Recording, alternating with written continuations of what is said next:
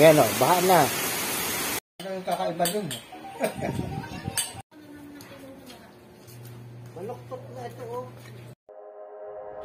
Mga kaibigan, huwag po ninyong kalimutang mag-like and subscribe. Maraming salamat po sa inyo.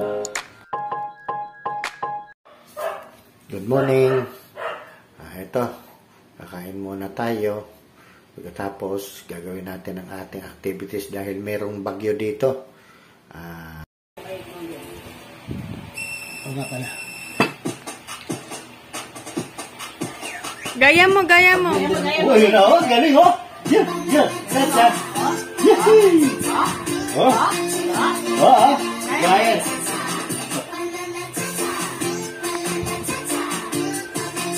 Guys, kaya nung nagkakamera o dali, guys. Ang maang na.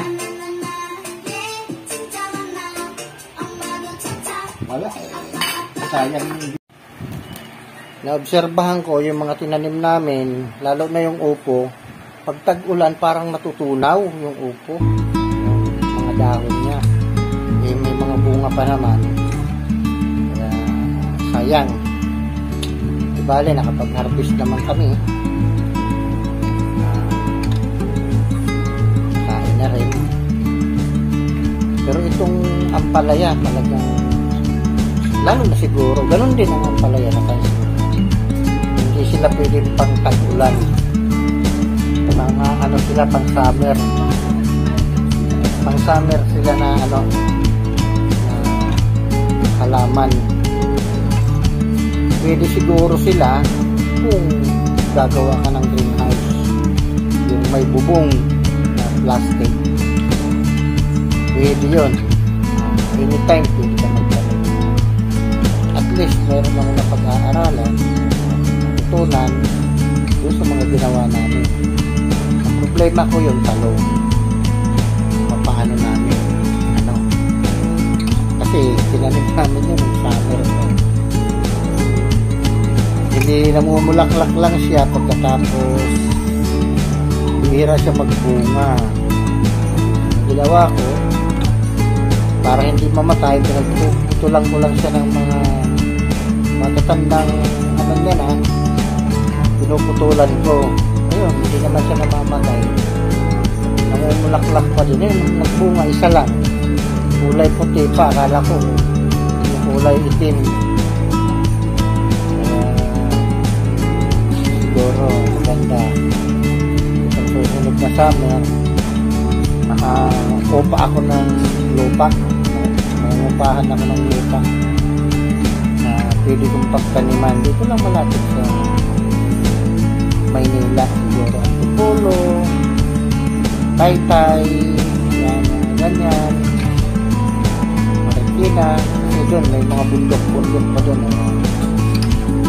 Gagawin kong taniman, alagaan ng manok para meron ako.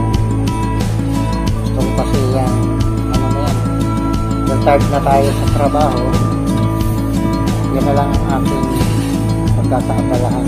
Hindi ko nang pumasok. Pagod na ako sa trabaho, napipressure ako. Ito na lang, mag-business na lang ako.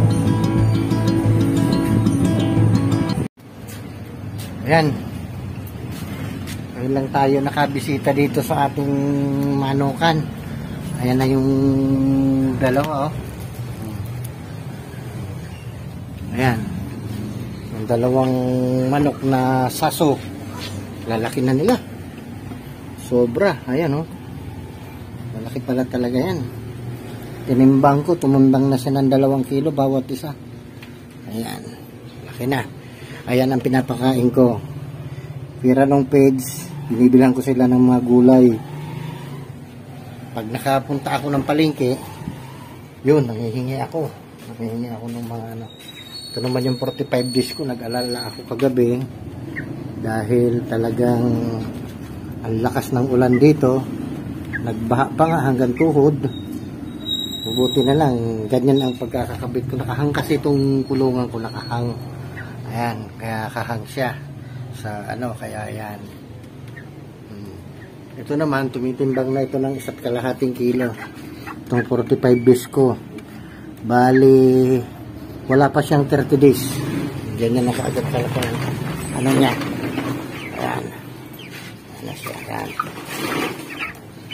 Mabilis pala yan. Ayan. Yung pagkain nila ay pinaghalo-halo ko yung mais, pagkatapos Bimig 3000, saka yung pangsisiw na hanggang ngayon yung tatlong yun pinaghalo-halo ko, inobserbahan ko, ganda pala, hindi yan gagawin natin. Yan, no? Kita mo yan, tumitimbang na ng 1.5 yan, 1.5 kilo. Ito pa kabali aninday yan, dati mga sisiw lang sila. 28 days yan, 28 days ang ano niya, count niya. Yung 45 days ko is 28 days pa lang siya, pero tumitimbang na siya ng 1.5. Yan, maswerte tayo, maganda yung napili natin na sisiw. Pipitas tayo ng ampalaya ulit kasi uulamin natin mamayang gabi. May ulam na kami ngayong tanghalian tinulang manok. Ayan.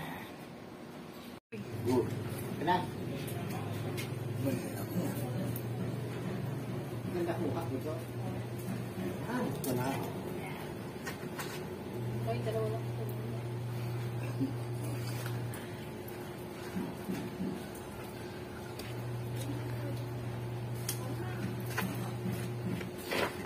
Bakal mo, boy. Pakita mo dyan sa ano. Maluktot na ito, oh. Ito na. Tama na daw kasi dadami daw. Okay, off na kami. Ayan. Lakas ng ulan, oh. Mga bagyo dito. Ayan, oh, baha na. Itong ulan na to, walang tigil to. Magti 3 weeks na yata. 3 weeks na, no? 3 linggo na. 3 weeks na, walang tigil tong ulan na to dito sa amin. Sa Maynila, oh, ayan, oh. Lakas na naman, ayan. Ayan. Ayan natin, tapos na naman yan. Oh, Mark, nagpapaulan ka. Oo, binibidyoan ko yung ano natin, baha oh. Pinagawa dyan si ano? Sino? Si Nick. Wala, bakit? Hindi ako sigarilyo Tinatanong ako, sabi niya kung ano.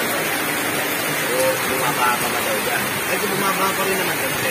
Wala di na yung matagal. Hindi yung matagal, pero ayan, maakyat na sa hagdanan namin, oh. Ayan, oh. Ayan na. Nasa unang baitang. Parang grade 1 na. Susunod niya, grade 2, grade 3, grade 4. Ayan. Huwag naman sanang pumasok dito sa loob ng bahay namin. Ang lakas na, oh. Grabe, oh. Oh.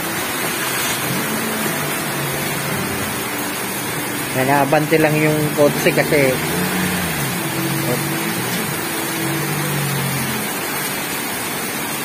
Oop! Okay na. Oh, sige na.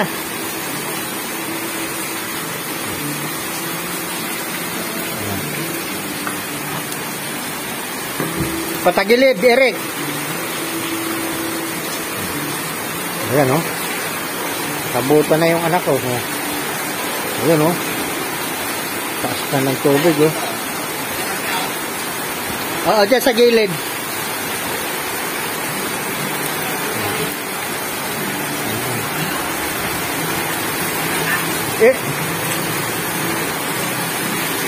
Doon sa gilid, abante mo doon sa gilid ni Mark. Doon sa gilid. Yan. Yan, doon, yan. Sige. Op. Mark. Op, Mark. Up!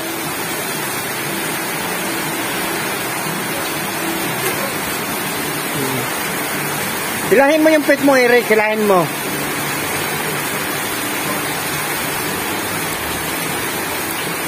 Yan.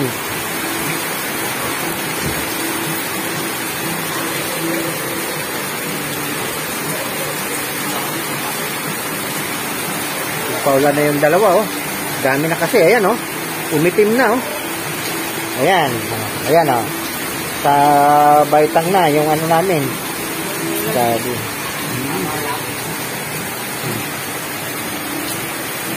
Paulan na yung dalawa, oh.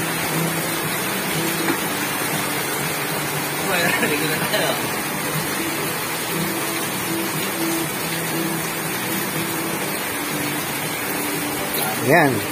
Burax. Galing, yung burax niya, galing na yan doon sa kanila eh. Oo, pag umabot nga dito yan eh. Dito oh. Nung ano. Eric, doon ka na sa kabila dumaan. Hugasan mo yung buta.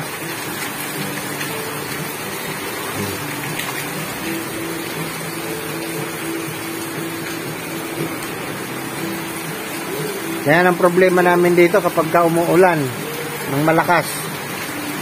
Tiyak. Baha dito sa amin.